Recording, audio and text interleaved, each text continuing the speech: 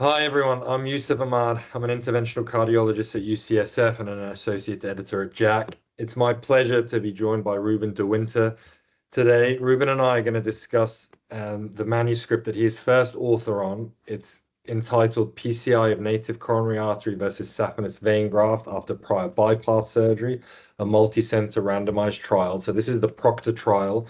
It's going to be published in JACC as a simultaneous publication with a late-breaking clinical trial at TCT. We're very excited to publish it, and I'm very excited to chat with you today, Ruben. So tell us a little bit about the trial, the premise behind it, the hypothesis, and then how you guys went about executing this study. Definitely. But first of all, thank you, Dr. Matt, for the kind introduction. And before we start, I would just like to say that I'm truly honored to be able to discuss with you today the first results of the PROCTOR trial, naturally on behalf of the PROCTOR trial investigators, in particular, my colleague and friend Rohuk, who is the shared first author of the manuscript, as well as the principal investigators, Professor Spread and Professor Knapen. And if we dive in, I think the PROCTOR trial is about some of the key challenges that we face in the management of post-CABG patients. We know that despite advances in secondary prevention and ongoing improvement in surgical techniques, still long-term efficacy of bypass surgery is limited by, on the one hand, bypass graft failure, and on the other hand, the progression of disease in the native coronary arteries. And as a result, there is a substantial number of patients that experience recurrent angina symptoms and ischemia, affecting in up to 6 out of 10 patients at 15 years after bypass surgery. And consequently, many of these patients with prior CABG return to the cath lab for repeat coronary angiography and further revascularization therapy. And repeat revascularization after CABG is a complex undertaking. And that is because this is a complex and very high risk patient population with patients that are typically older, frail. They have higher prevalence of cardiovascular risk factors, comorbidities, as well as more advanced and more complex atherosclerotic lesions, which is driven by diseased bypass grafts with friable atheromatous plaques, predominantly the degenerated saphenous vein grafts. And on the other hand, extensive but also accelerated disease in the native coronary arteries, which results in long calcified lesions and also a high prevalence of chronic total coronary occlusions, which is reported in over 50% of patients after CABG. So in this population with patients with prior CABG that present with recurrent symptoms and graft failure, current revascularization guidelines recommend PCI of the deceased native coronary artery over PCI of the deceased bypass graft, with a class 2A level of evidence B recommendation, which is based entirely on observational data. And that's why we set out to do the PROCTOR trial, which is the first randomized study to compare clinical outcomes between a strategy of native vessel PCI with saphenous vein graft PCI in patients with prior CABG with significant SVG, stenosis, and a heart team-defined indication for percutaneous revascularization. Yeah, as you outline, it's a very, very common, clinical issue for, interventional cardiologists. And as you say, it's the difficulty of treating degenerative SVG disease and the difficulty of treating the accelerated native coronary disease. And, while the grafts are open, it's not a problem. And then the grafts degenerate, and there's been 10 or 15 years of no flow down the natives. And so we have these patients with very severe calcification and high rates of Exactly. chronic total occlusion. So then, PROCTOR was designed to test two strategies. Is that a fair thing to say? It's a strategy trial. So the strategy of treating the SVG versus the strategy of treating the native. Yeah, I think that's a fair thing to say, and we called it a strategy on purpose because the heart team defines the indication for percutaneous revascularization, which is already a decision, because then you say, okay, we go for PCI and not redo CABG. Of course, that's a whole other discussion. But then you have the two options, the native vessel, which is a complex lesion, highly calcified, often a CTO.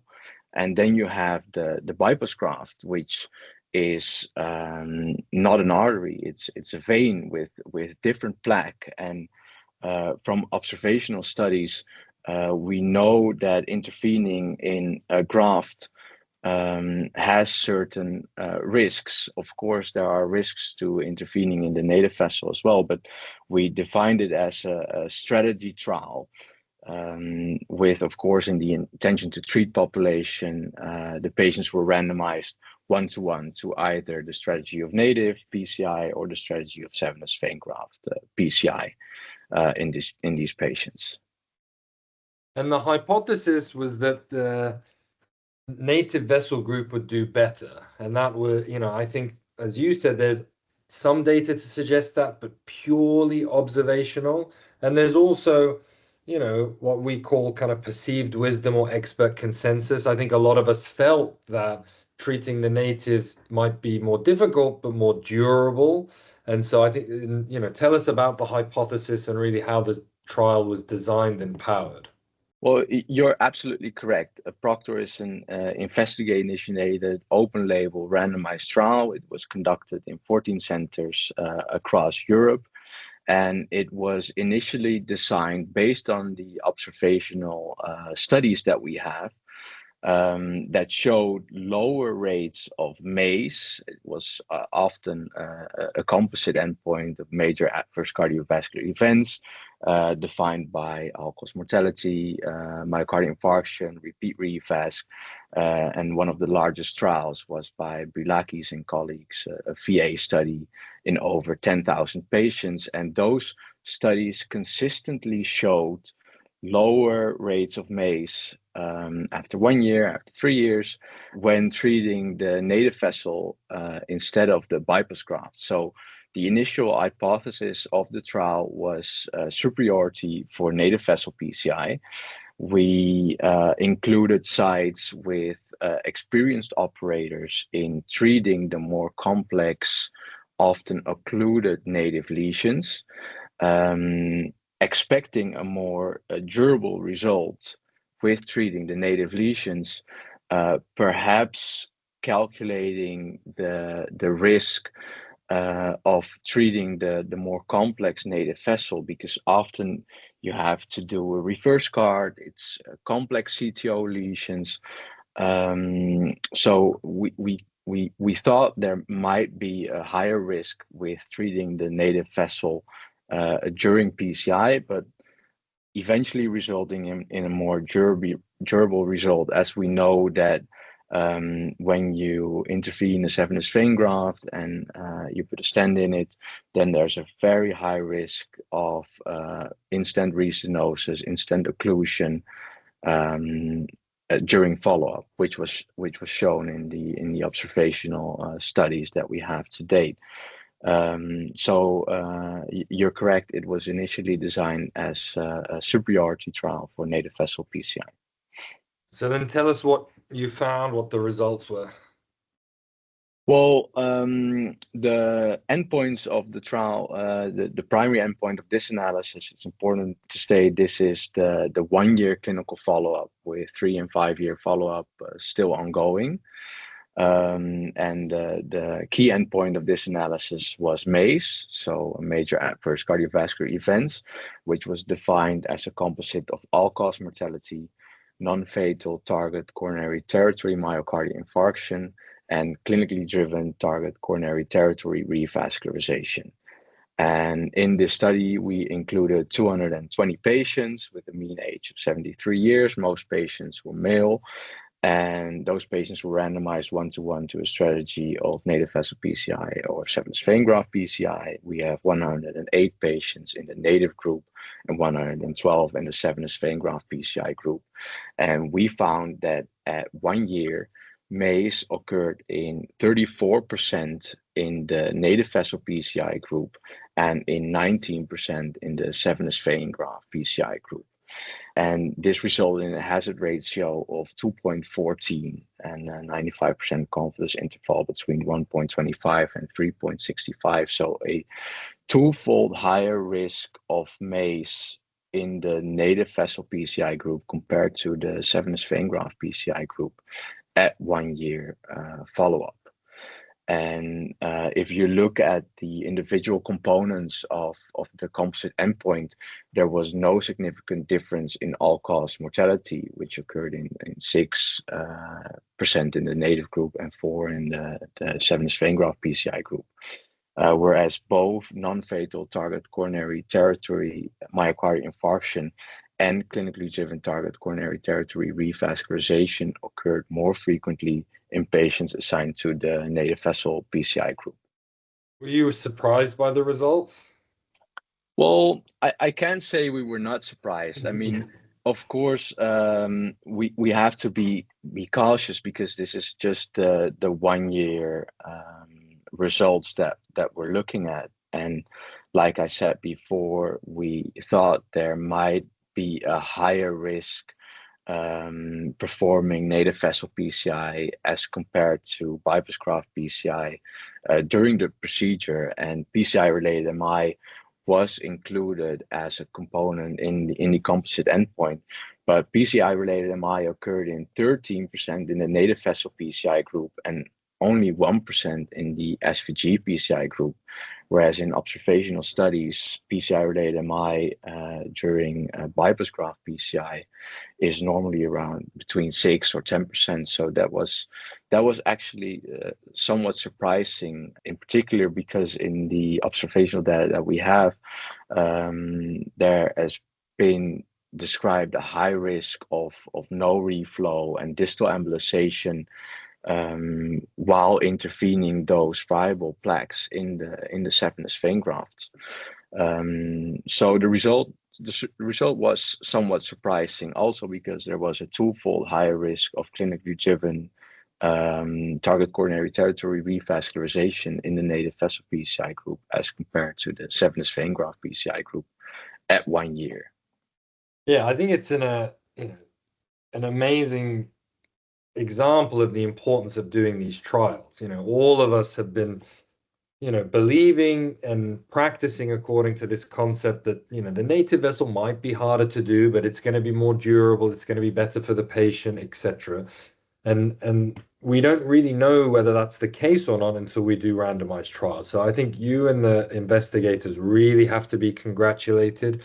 It's also not an easy trial to do. I looked, one thing I want to call out is the angiograms. They were included, and the readers should go into the supplement, and you can see for every single patient that was included in the trial, the SVG lesion and the native lesion. And the native lesions were extraordinarily complex. We see that from the characteristics that you show, but also from the angiograms. And despite that, the technical success in the native group was 92%. And so these were really, master operators. And so I think that these are, very difficult trials to do, but so important that we do them because, that's the only way we can really inform our practice properly. What was it like, trying to recruit patients and performing these procedures? This is, as I said, not a straightforward trial to execute. It was indeed not a straightforward trial with definitely not straightforward cases. And of course, in the selection of patients, we had a couple of inclusion criteria, of which one of them was that there had to be a significant diameter stenosis of more than 50% in the Saphenous vein graft. So occlusive disease in the vein graft was actually excluded. It's also a class 3 recommendation if it's a chronically occluded vein graft. And another important inclusion criteria, I think, was that both the native coronary artery and the Saphenous vein graft lesion must be deemed technically feasible for PCI by the heart team, which was an important criterion to have a fair randomization between these patients, but it was also a bit harder to enroll patients because they all had to go through the heart team. There had to be an indication for percutaneous revascularization, but also both lesions must be prospectively deemed feasible for PCI, technically feasible. And then, like you say, there was an extremely high percentage of CTO lesions. 83% in the native vessel PCI group had a CTO. So, and those were complex lesions with high GCTO scores, calcified lesions, and complex techniques, reverse card through the vein graft. Doing these procedures, you have to be an incredibly skilled operator. And for the Saphenous vein grafts, we had some additional exclusion criteria. So, like I said, patients with occlusive disease were not included. Patients with early graft failure were not included, but there were also some high-risk graft features like aneurysm or heavy thrombus formation in the graft that were excluded from the trial. So those grafts were, I think, relatively, I won't say straightforward lesions, but more straightforward than the native vessel, for which there was no exclusion criteria at all. All native lesions could be included. But a bit more straightforward lesions in the bypass graft. But I think it's important to remark that the mean interval between the bypass surgery and the index PCI in the PROCTOR trial was 18 years. So that's an extremely long period of time in which there could be extensive disease in the native vessels, but also in the bypass grafts. And in some cases, it was not the first time the graft was intervened, because we know that there's a high risk of recurrent in-stent restenosis or occlusion in those grafts over time, because SVG disease tends to progress aggressively. So what would you say to our, to readers of the manuscript, people that are going to, after they watch, the TCT presentation, this is all in print. What is the clinical takeaway for practicing cardiologists, in your opinion? Well, of course, this is the first randomized study that compared clinical outcomes between a strategy of native coronary artery PCI and Saphenous vein graft PCI in these patients. And at 1 year, SVG PCI was associated with better outcomes with respect to major adverse cardiovascular events, and that was primarily driven by lower rates of PCI-related MI and lower rates of clinically driven target coronary territory revascularizations. These results did not translate, however, in a lower rate of mortality. That difference was non-significant. And I think it's important to keep in mind that these findings pertain to patients in whom both strategies were deemed technically feasible by a multidisciplinary heart team in a cohort with a high prevalence of complex native CTO lesions. But these results challenge the current guidelines. And I think ongoing follow-up of the PROCTOR trial will be essential to determine whether the early clinical advantage that we have now seen at 1 year follow-up is maintained over time. But then it can actually be quite a game changer in the field of managing post-CABG patients with percutaneous revascularization. Yeah, that was going to be my next question, is do you think the guidelines should change now? Well, I think we should still be cautious now, because like I said, it's a population that is selected, and SVG disease tends to progress more aggressively. There's high rates of restenosis, and this rate of restenosis or reocclusion may not yet be fully apparent within the 1 year follow-up that we now have, while at 3 years or 5 years this may be completely different. But I think what's an important finding is that if you randomize these patients, PCI-related MI is more frequent in the native vessel PCI group, in of course a cohort with complex CTO lesions that were treated with more stents, longer stents, higher contrast use, more fluoroscopy time. So it's just more complex lesions, and that complexity has to result in more durable results. But at 1 year, we didn't find that. Yeah, I can't wait to see the 3 and 5 year follow up. And, I agree with you. I think it is a game changer, but we have to be a little cautious because it's only 1 year follow up. And there are some patients, to be pragmatic, there are some patients that we probably still won't recommend SVG PCI for, and they probably weren't in the trial. So people that have had repeatedly stented vein grafts, they have these, the types of cases you excluded, the horrible aneurysmal degenerative vein graft full of thrombus, where that the risk of no reflow is very high and the durability is going to be low.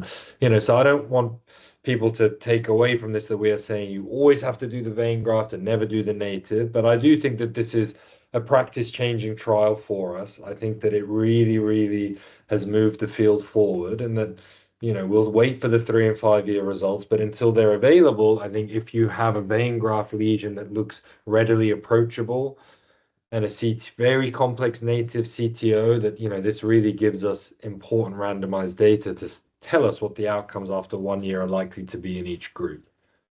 I think that's an excellent summary of the conclusions and the takeaway messages that we have from this trial. So I want to just end by congratulating you and all the PROCTOR investigators again. It's, as I said, a very impactful trial. It's going to change clinical practice. And as we discussed, an extraordinarily challenging and complicated trial to execute to the level that you all did. So thank you all for that, and congratulations again.